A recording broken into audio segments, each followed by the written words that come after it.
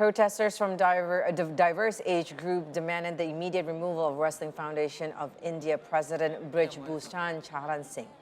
Commonwealth and Asian Games medalist Mausam Khatri said that the demonstration aims to ensure that junior athletes would be protected in the future. Some of the wrestlers later left to meet Sport Minister Anurag Singh Thakur. Now, the ministry had on Wednesday asked the wrestling body to reply to the accusation by Friday.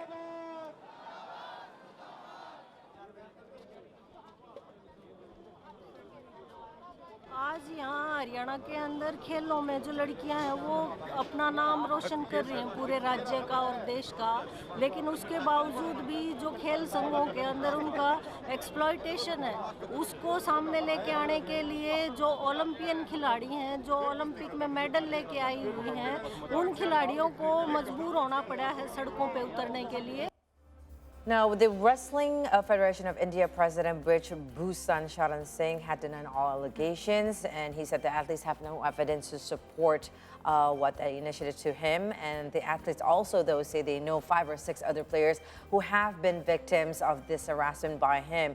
Now, the wrestlers met sports ministry official on Thursday and were given assurance of action.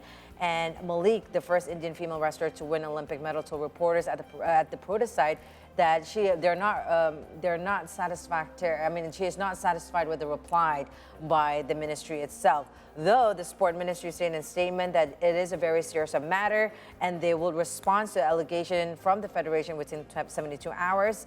And Punya, one of the India's top male wrestlers, Malik and Poga, said they would not take part in any tournaments until adequate action was taken and the wrestling federation was disbanded. I don't remember, or I don't know if you guys remember a couple of years back for the U.S. Olympic. Yes. Absolutely. For gymnastic, if you remember, the U.S. gymnastic former Dr. Larry Nassar, he had assaulted 265 victims whom 65 athletes had confronted him in front of the court itself. And this included Olympic gold medal winner Ali Raisman and Jordan Weber. Now, he was sentenced to 40 to 175 years in prison. There's a crazy documentary about that, by the way, Yeah. as well. I mean, it's a bit difficult to watch. Yeah. However, very important that these things are brought to light because they're not just isolated incidents. In fact, they've happened over long periods of time, sometimes years and years, and it's, I guess, very important to bring these people to justice. What do you think about this, Paul, and also Russia? Because, you know, we see and we've kind of supported our kids to be in sports, right? That's what's and so you thought that Yeah. it's going to be a safe haven for them and whatnot, but this And is... these are medical, but in the case of the U.S. gymnastics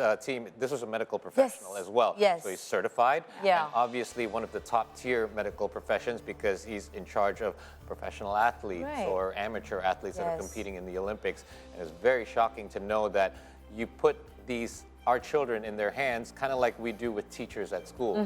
You expect them to be able to treat them the way you treat them at home, take good care of them and protect them. But instead you find out these devastating things are happening as well. So glad to see, though, that in this particular case, that the men's side of things, which is obviously usually in sports the more dominating side, is there to support the women's side as well. And we certainly hope that despite the denials, that there's more proof that is brought forward as well to support these allegations.